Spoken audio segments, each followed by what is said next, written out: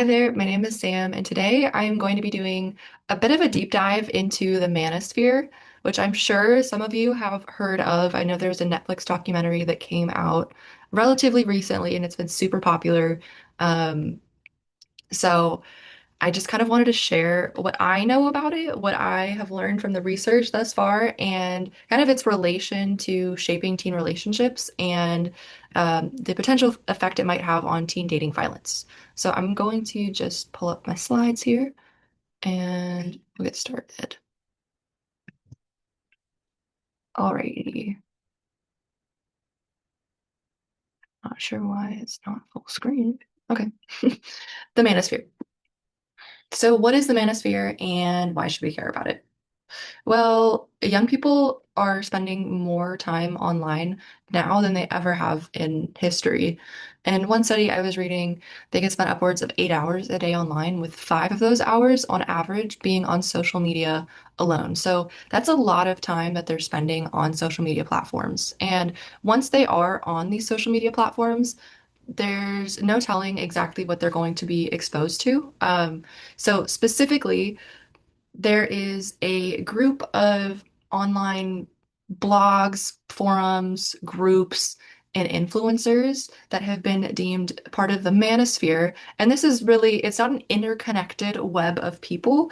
It's really just a group of people online who can be seen posting content with similar values and beliefs. So, for example, they promote misogyny, anti-feminism, and gender inequality. Really, the overarching theme within this content is that women and people of marginalized groups are responsible for the struggles that men face in society today, which we know is not true.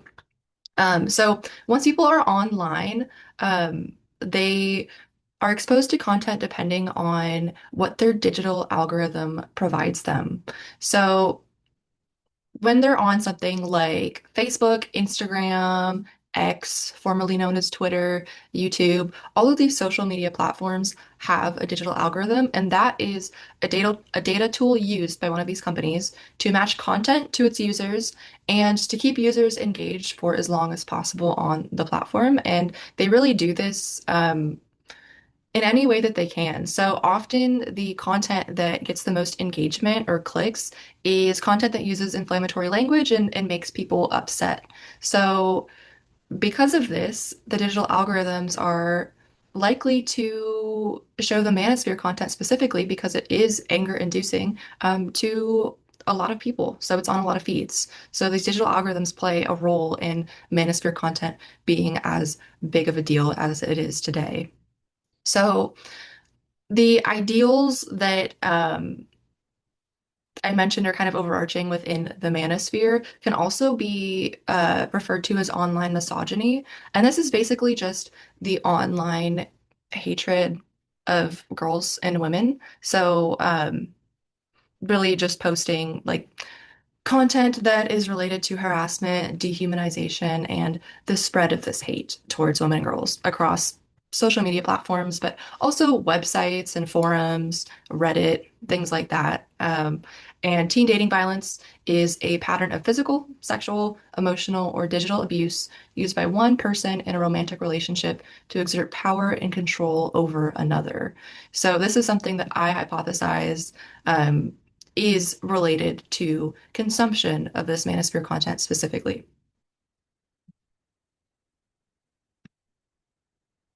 Alrighty, so that brings me to my hypothesis here for the presentation, and that's really that the manosphere has a role in shaping teen relationships, specifically because it has been shown previously, or the consumption of the content has been shown previously to shape attitudes and self-reported behaviors of young boys specifically. We'll get into this later in the presentation, but I just think it's really interesting how there's already a lot of research that's been done about this, specifically on people who have consumed this content and what the output is in terms of how they're acting in their life and comparing folks who have watched the content to folks that have not watched the content.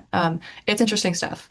I will say, though, that there hasn't been a direct link that's been established specifically between consumption of the content and teen dating violence behaviors themselves. It has been shown to be associated with abusive behaviors overall, but not teen dating violence specifically. So, really, what we're looking at here is that these beliefs that boys and men are starting to adopt are potentially at risk for being normalized within society, which might shape teen dating norms overall. Alrighty, so I had mentioned that there are some core beliefs that these manosphere influencers often can be found within their posts. So I wanted to get into those a little bit just to set the scene here for what kind of content these uh, these folks online are potentially coming into contact with. So the core beliefs of these influencers and the communities are, for one, there's a very narrow view of what a successful man looks like to these influencers. Often success means wealth, status, and control. Lots of them post fancy watches and cars and mansions and lots of beautiful women around them. And while they're pushing this, at the same time, they have been quoted to say things like school doesn't matter. And they really push this idea that you need to be a self-made man and that institutional uh, schooling and things of that nature don't set you up for success. So they're kind of pushing uh, folks who consume the content away from school. They also push, in their narrow view of masculinity and a successful man, they push emotional suppression as being strength in a man. So they really are pushing for these boys to not show emotions that might make them feel weak or might make them look weak to others around them. And we know that this has been associated with feelings of depression and anxiety. So this stuff is not good. They also have been known to be homophobic, so really pushing that heterosexuality is the only accepted sexuality for men, so that they need to be attracted to women only.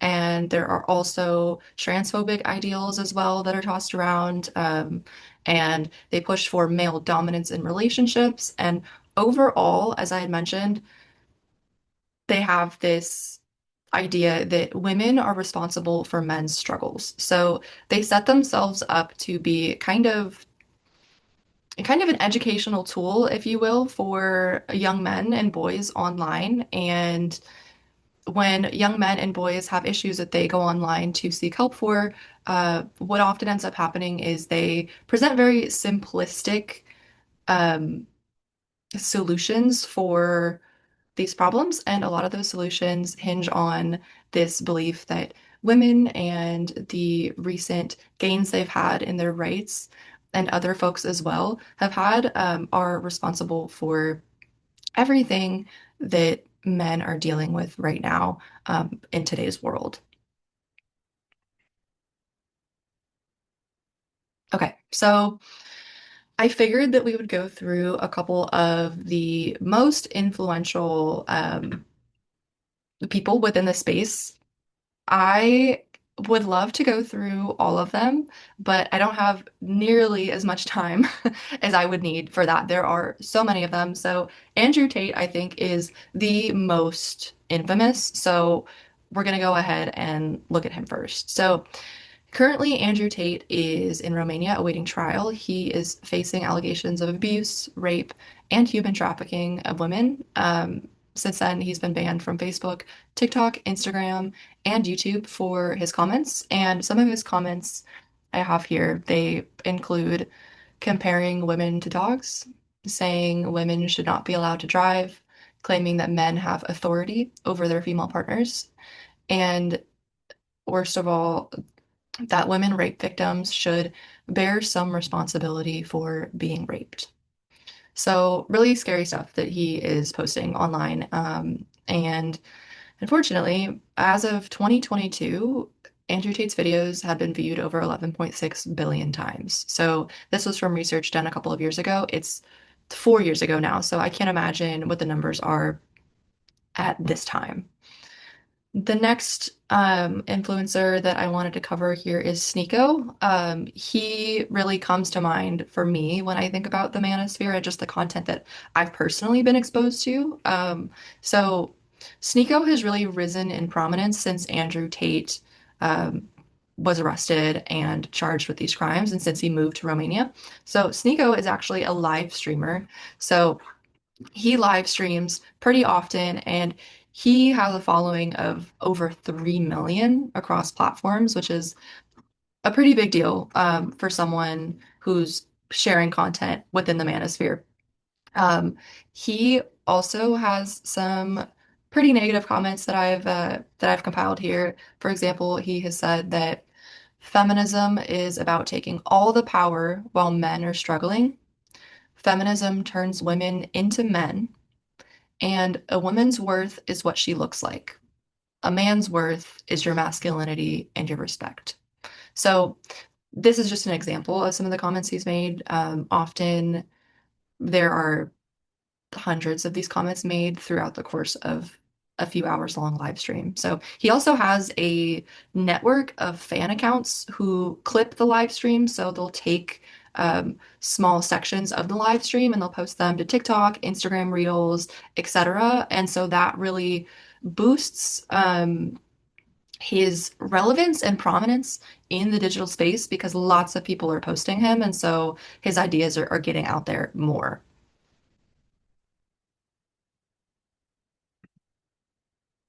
Okay.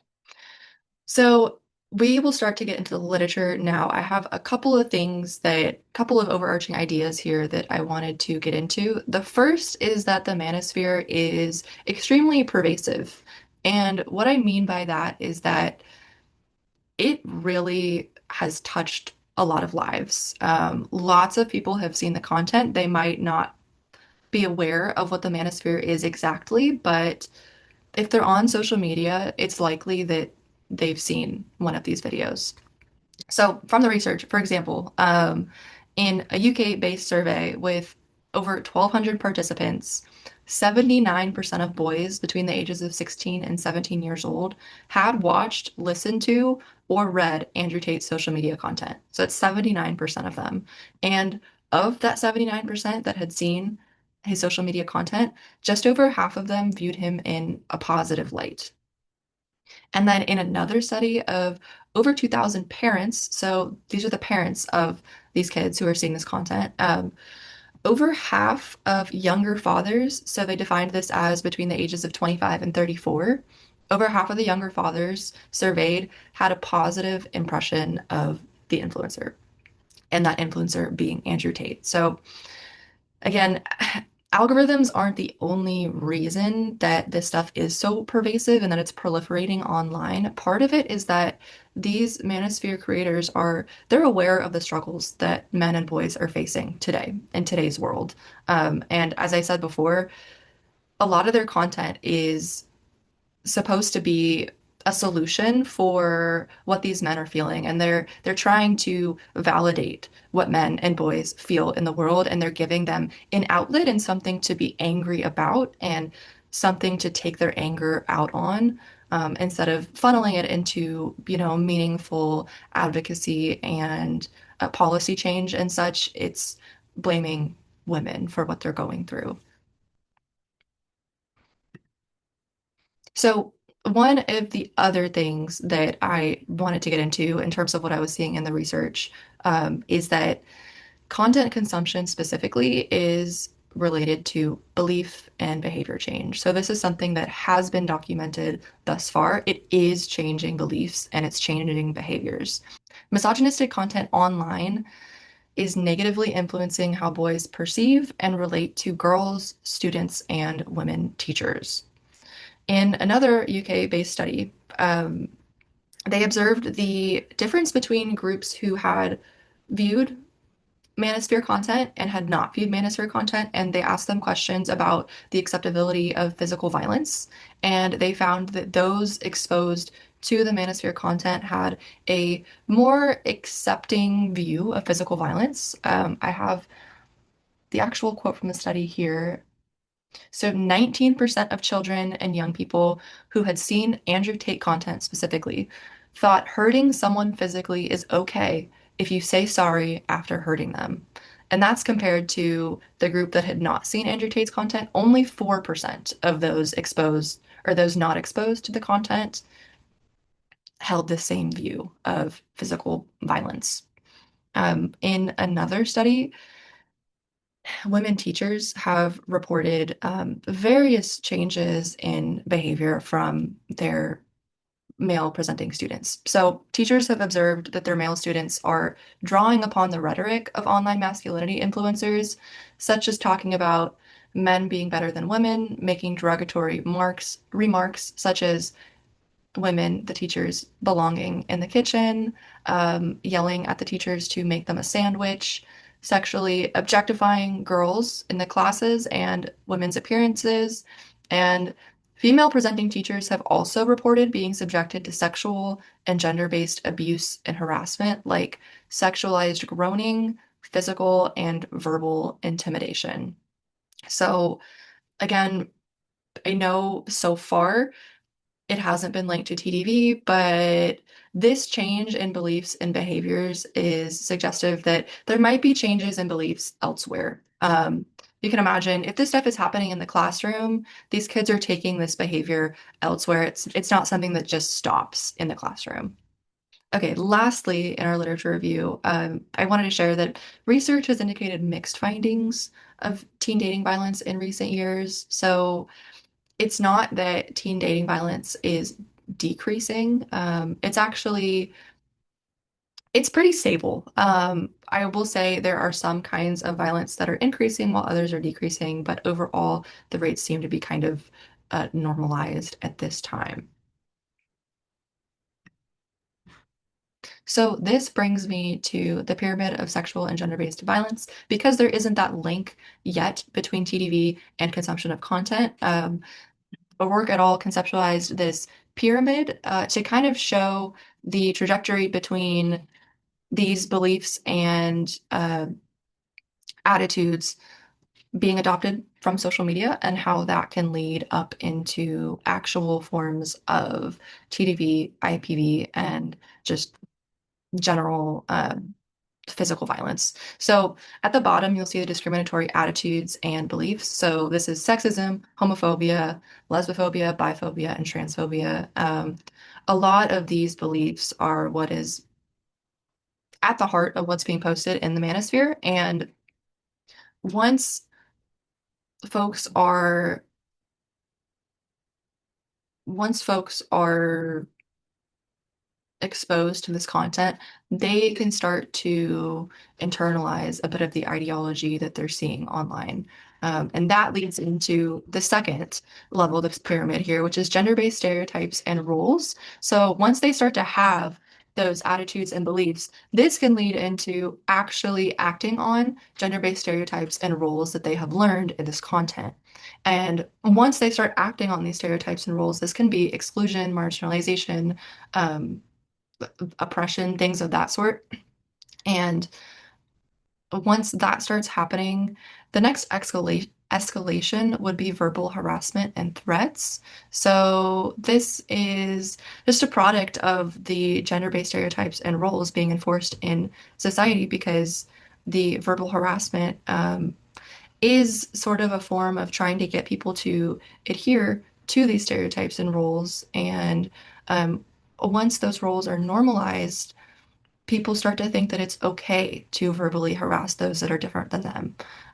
And this verbal harassment and threats can go up to the fourth level here, which is physical assault. So this is where we start getting into rape, sexual assault, and gender-based attacks. So once the attitudes are normalized, then the stereotypes are normalized, the discrimination is normalized, and the verbal harassment and threats start to seem okay, then the next step of the pyramid is starting to actually physically hurt people. And this is where we get that TDV aspect, at least the physical, because TDV can also be verbal as well. It can be emotional abuse.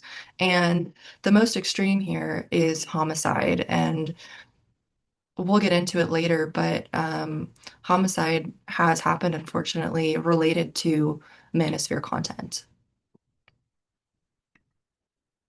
Okay, so something else that's important to talk about here is the intersectionality of the subject. I know so far I've really been talking about men and boys. I do want to say that is those presenting as the male gender is the focus of today's presentation, but I do want to say women and girls and those of all genders, all sexual orientations, everyone is affected by this stuff. And I would love to do another presentation on exactly how it's affecting women and girls and also how it's affecting the LGBTQ community because it affects them in different ways. But it's not within the scope of this specific presentation. So the first step of this intersectionality piece here is it is really affecting boys and men. They are at risk for being exposed to this content. And something that I noticed, again, while I was going through a bit of the literature online, is that the intersectionality can affect when they're exposed to the content, how much of it they're exposed to, and then also their level of engagement and their internalization of the ideologies that are present. So basically, what that means is depending on various intersectional factors, um, they might be exposed to it at different times. They might see way more of it than the next person, and they might be more likely to adopt those beliefs and start acting in a way that mirrors what they're seeing online. So the vulnerability to this content varies by gender, as I said, boys and men, specifically mental health and social support. So a lot of this content, unfortunately, is being pushed to algorithms based on what people are searching. So when people go online to search for content related to mental health, loneliness, specifically depression, and really anything related to that, it's been noted in the literature that these algorithms are pushing this manosphere content, and that's kind of been the gateway into um, seeing more of it. And social support also plays a factor here. So if you think about it, if someone is struggling with their mental health and they don't have a lot of social support outside of the internet, they're more likely to go onto the internet to seek advice, to seek help and figure out how to get through what they're going through. So that's why social support here is also something that can put them at risk for, not seeing the content um, or not. And those that are most at risk, like I said, are those facing isolation, depression, and identity struggles. So that's really where the algorithms are getting them. I will say it is also pushed to people who are seeking fitness content, self-improvement, for men, divorce content, father's rights content, relationships, things of that nature, because the beliefs that we went over are at the core of the Manosphere content, but a lot of these creators, they post fitness videos. They post videos about how to get rich quickly, about what the ideal man's life looks like. And they're spreading these, homophobic, misogynistic views through that. They're just a vessel for this content. Um, so once they have been exposed to the content, um, how much they're exposed to, again, depends on the the mental health struggles that they're experiencing and the social support. So, um, those who have, let's see, I have that research right here. Those who have,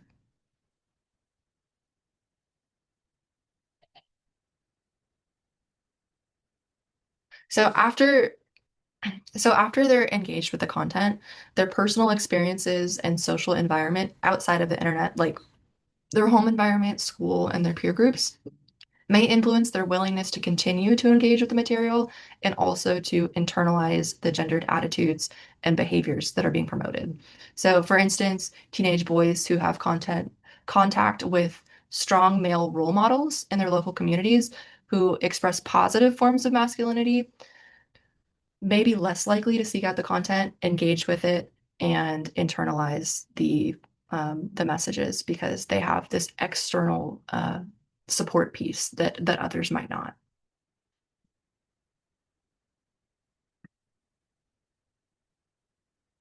All right.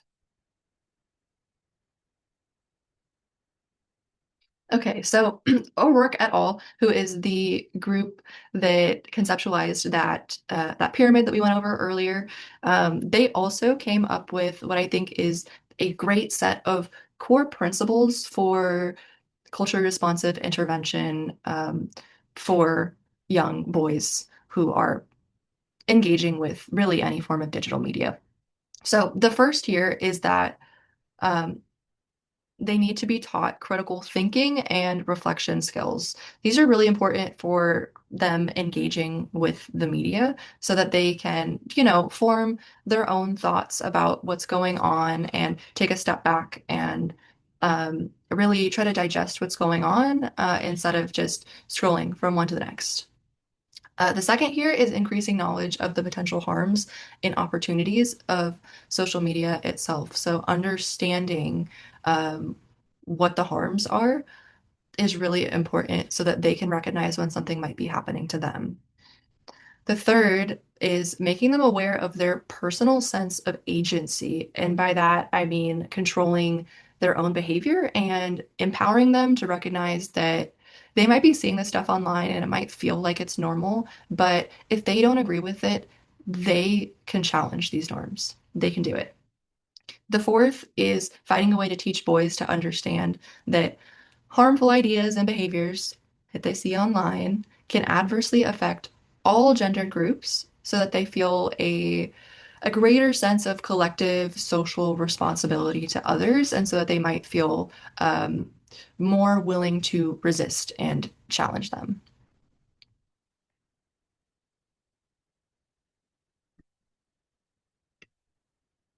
Okay, so what are the biggest gaps in the literature? I think I've already said it a couple times now. It's really connecting the dots between TDV and consumption of this media. So even though it hasn't been connected yet, I will say there have been several instances of violence, highly publicized violence that has been connected to engagement with the manosphere specifically. So the first one here, some of you may have heard of, but this happened in 2014 in Isla Vista, California. A self-identified incel, Elliot Rodger, murdered 6 people and injured 14. His Day of Retribution manifesto has since become a foundational text for violent segments of the manosphere. And let me just kind of define what an incel is to kind of set the scene for this. It's a growing community of men online, and incel stands for involuntarily celibate. They call themselves this because they have this perceived inability to find a romantic or sexual partner that even though they really desire one. And this incel community is one of the largest within the manosphere. There are a significant amount of men who are identifying this way. So Elliot Rodger is a self-identified incel, and his manifesto, like I mentioned, has a lot of these manosphere related ideals and stuff within it. And in 2018, in Toronto, Canada, Alec Manossian killed 10 people and injured 16 after applauding Rogers' manifesto online. So he was inspired by Elliot Rogers' work. And when he committed his crimes, he declared it the start of the Incel Rebellion. According to BBC, he drew inspiration from the Incel movement and mostly online groups of young men who blame their lack of sexual activity on women. So these instances suggest that involvement in the manosphere might play a critical role in the perpetuation of violence.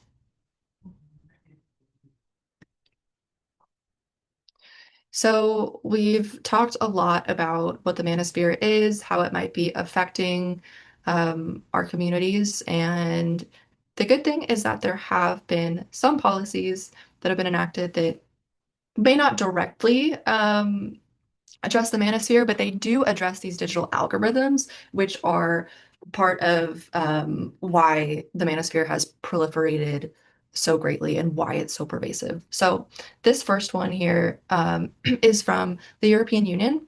I will say something that I have noticed while doing the research for this presentation is that the US is lagging behind. In the research and also in policy as well. So a lot of the studies that I've cited have been in the UK or they've been in Australia or Ireland or New Zealand. It seems that those countries are kind of on the forefront of this, and I I'm really hoping that the US can start to catch up here. So this first one is the European Union Digital Services Act, or DSA. This went into effect on in February of 2024, so about 2 years ago.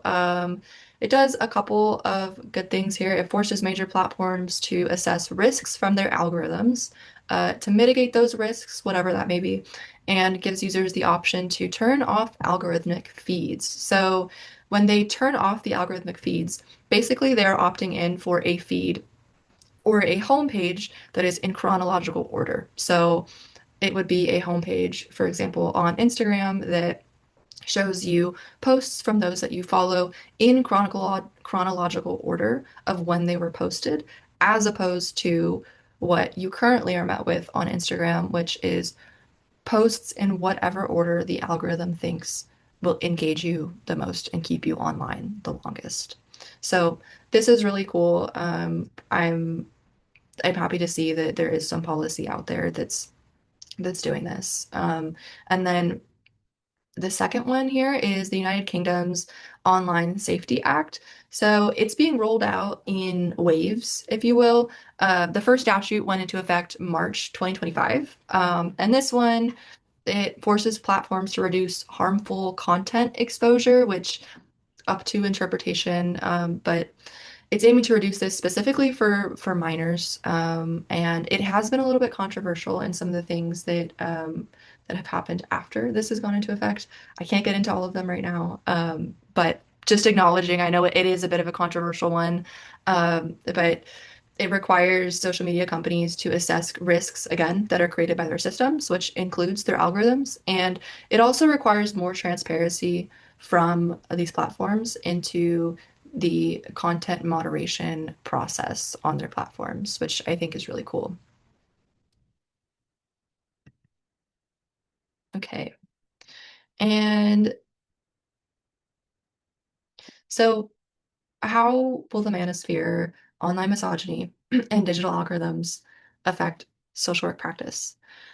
I think they're positioned to affect social work practice pretty much on every level, on micro, macro, and meso. So I put this little table together to kind of show how I think social workers might be involved in practice based on their practice context and what they might be doing in that practice. So, at the micro social work practice level, they could be potentially engaging one-on-one with clients who consume this content, or with clients that whose peers consume the content, or who are affected by others who consume it. They might also be working with parents and with families who have children living in this digital age that are engaging with social media. So it's really great to be aware of what's going on and what's out there in the space to kind of help clients mitigate it.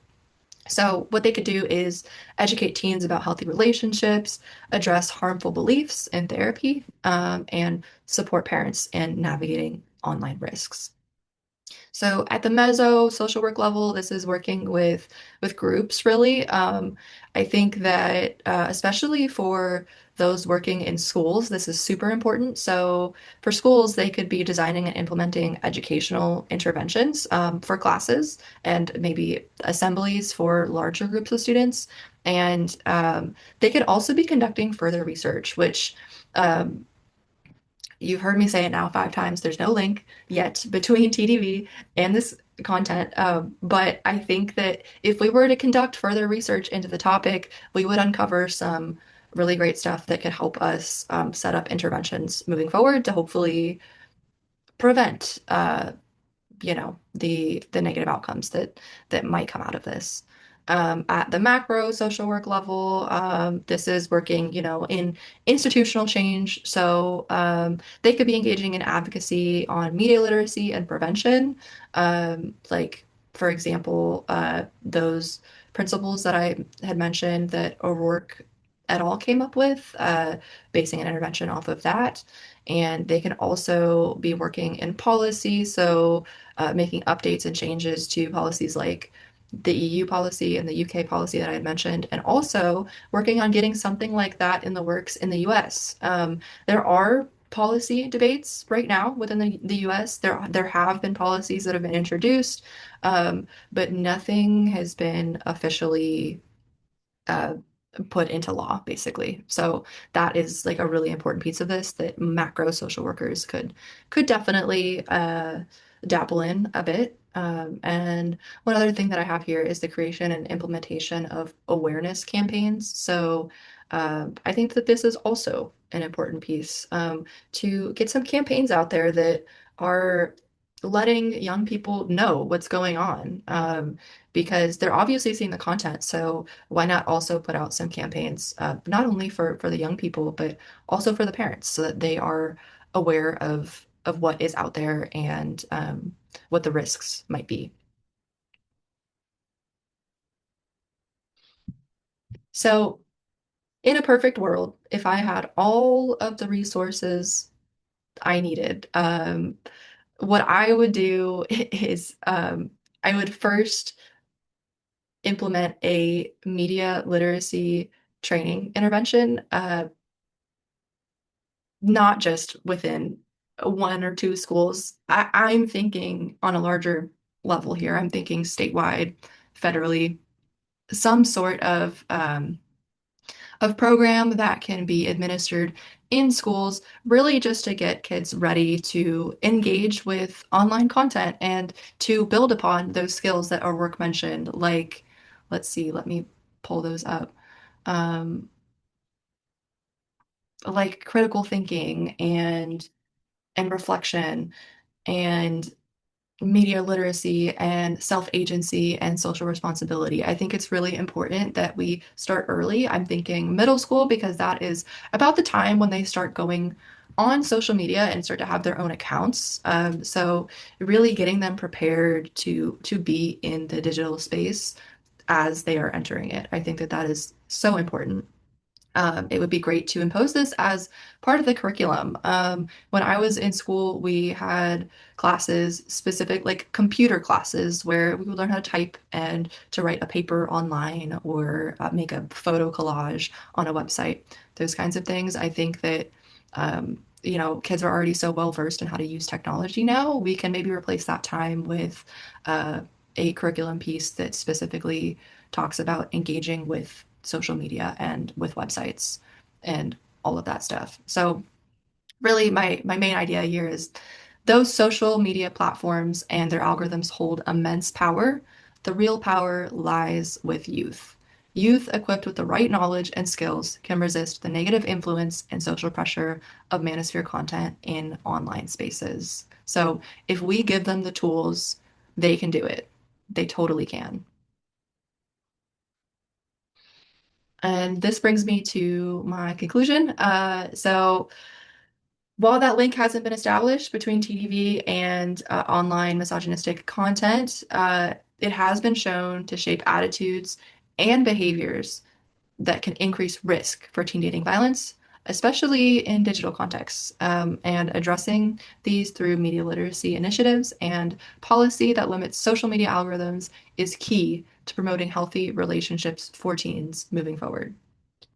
Thank you so much for listening today. I know this was a lot, but it's something that I'm really passionate about, and I'm really grateful for the opportunity to be able to share this stuff in my schoolwork. I think it's awesome to be able to bridge like my personal um, personal piece with school. So thank you for listening. And here are my references.